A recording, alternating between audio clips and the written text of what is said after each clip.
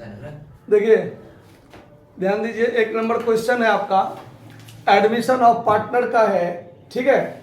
Admission of partner में 1 number question कहता है आपको नया साझेदार जो प्रवेश हो जाता है उसके बाद नया अनुपात निकालने की जरूरत होता है, ठीक है। तो नया अनुपात निकालने के 3 4 5 कंडीशन है अलग अलग कि क्या दिया रहेगा तो हम लोग कैसे उसका कैलकुलेशन करेंगे, ठीक है। तो 1 नंबर क्वेश्चन में ये टॉपिक है कि सिर्फ नया साझेदार का हिस्सा दिया गया हो। कोई नया साझेदार प्रवेश हुआ, उसको टोटल लाभ में कितना हिस्सा मिल रहा है सिर्फ ये दिया हुआ, कैसे प्राप्त किया, किससे कितना प्राप्त किया, ये सब कुछ नहीं दिया हुआ रहेगा। सिर्फ नया साझेदार प्रवेश किया, उसको इतना हिस्सा मिला, बस हो गया, इतना ही बात होगा। तो नया अनुपात कैसे निकालेंगे इस पर ध्यान दीजिए। सवाल कहता है कि ए और बी जो लाभ को 3:2 में वितरण करते थे, ठीक है। ए बी साझेदार है जो 3:2 में क्या करता है, लाभ को विभाजित करते हुए साझेदार है। सी को 1/4 हिस्से के लिए साझेदार बनाते हैं। देखिए सी को 1/4 हिस्सा, 1/4 हिस्सा का मतलब अगर टोटल प्रॉफिट 1 रुपया है तो उसका चौथा भाग, मतलब 4 रुपया है तो उसका 1 भाग जो हुआ ना 1 रुपया, वो हुआ 1/4 भाग। 1 रुपया का 25 पैसा जो हुआ वो हुआ 1/4 भाग। मतलब टोटल जितना लाभ हुआ है ना उसको 4 भागों में बांट दीजिए, 1 भाग जो होगा वो 1/4 भाग। आया बात समझ में? 1/4 हिस्सा के लिए प्रवेश देते हैं। नया लाभ विभाजन अनुपात की गणना कीजिए। देखिए सवाल समझ में आ गया। पुराना साझेदार ए बी है, 3:2 उसका लाभ है, सी साझेदार नया है और उसको 1/4 हिस्सा के लिए प्रवेश देते हैं। देखिए सिर्फ यही बात दिया हुआ है कि 1/4 हिस्सा मिला हुआ है और वो किससे कैसे मिला है ये सब कुछ नहीं कहा है। तो कैसे बनाएंगे? तो इस सवाल को इंग्लिश हिंदी दोनों में आप बना सकते हैं। तो इंग्लिश में बनाएंगे तो हो सकता है आपको थोड़ा कंफ्यूजन हो पहले समझने में। तो ये 1 से 2 4 5 को सवाल जो है पहले आप हिंदी में हम बनाकर समझाते हैं तो आप 1 मिनट में समझ जाइएगा, आपको आसानी से समझ में आएगा। इंग्लिश में थोड़ा कंफ्यूजन होगा, ठीक है। तो दोनों में हम बनाकर दिखा देते हैं।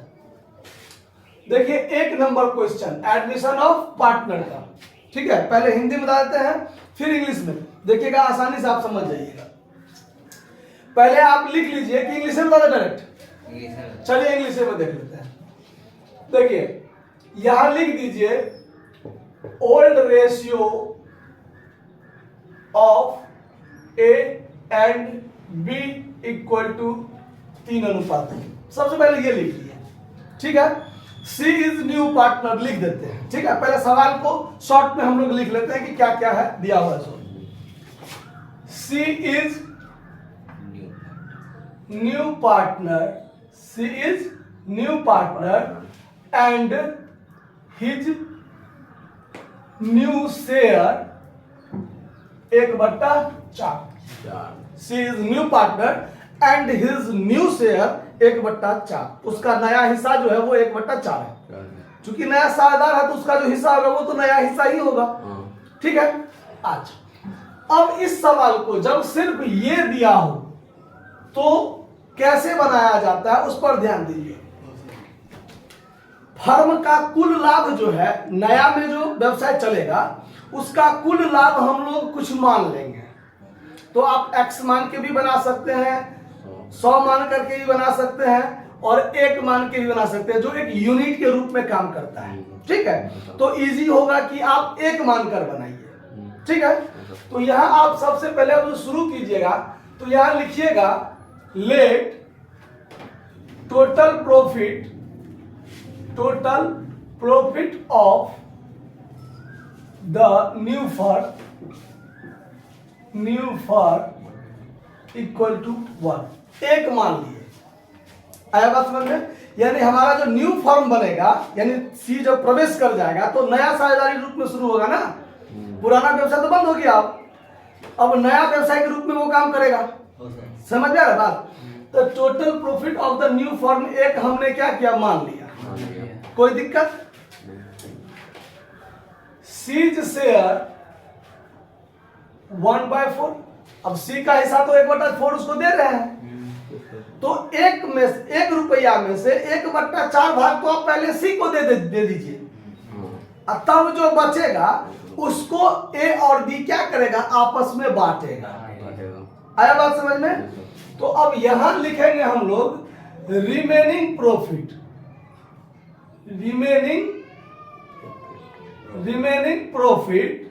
तो रिमेनिंग प्रॉफिट हो जाएगा 1 में से 1/4 घटा दीजिए, तो 1 में से 1/4 घटाइएगा, तब जो बचेगा वो होगा ए और बी के लिए।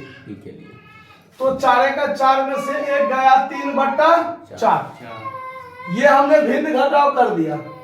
1 में से 1/4 घटाया, मुजबानी भी कर सकते हैं आप, इसको गुना कर लीजिए, इसको घटा दीजिए, जो बचेगा ये, अगर ऐसा रहे तो ठीक है।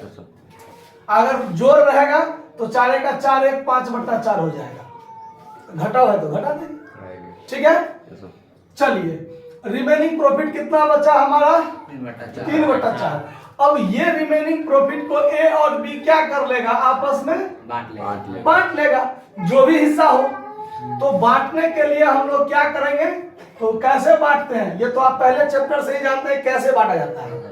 तो अब यहां लिखेंगे now A's new share, A's यानी ए का नया हिस्सा कितना, तो ये जो 3/4 है इसको 3:2 में साझेदार क्या कर लेगा, बांट लेगा।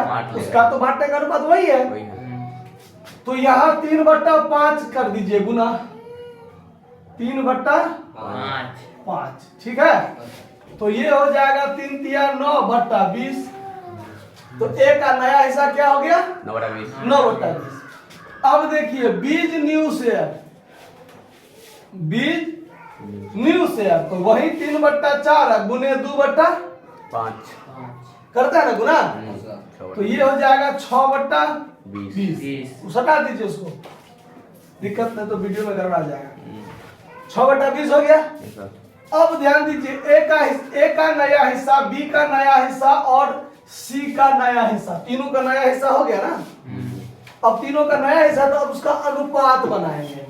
अब लिखेंगे new ratio of A B and C equal to, तो ए का है 9/20, बी का है 6/20 और सी का है 1/4। अब देखिए ये तो अलग अलग हिस्सा है तो ऐसे होगा, लेकिन जब इसका हम अनुपात बनाएंगे तो अनुपात बनाने के लिए ये नीचे वाला भाई साहब जो है ये तीनों में बराबर होना चाहिए। ये तीनों क्या होना चाहिए, अगर तीनों बराबर नहीं है तो उसको बराबर करेंगे। कैसे करेंगे ध्यान दीजिए, जैसे भिन्न का जोड़ करते हैं ना, यहाँ प्लस रहता तो भिन्न का जोड़ तो होता बनाना, वैसे ही अनुपात है तो कोई दिक्कत नहीं, भिन्न का अनुपात बना दीजिए। क्या कर दीजिए, तो कैसे करते हैं हम लोग, तो नीचे वाले का पहले लघुत्तम लेते हैं, 20 4 का लघुत्तम क्या हो जाएगा, 20 होगा ना, लघुत्तम क्या होगा 20।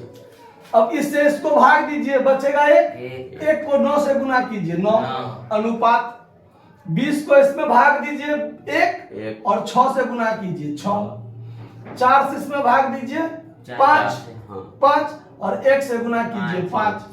अब ये वाला जो भाई साहब है 20, इसको काट कर हटा दीजिए, अनुपात हो गया 9 6 5, ये आपका हो गया नया अनुपात। समझ में आया बात कि कोई दिक्कत इस बात को समझने में है? तो ठीक है, इसको आप लोग नोट कर लीजिए। धन्यवाद।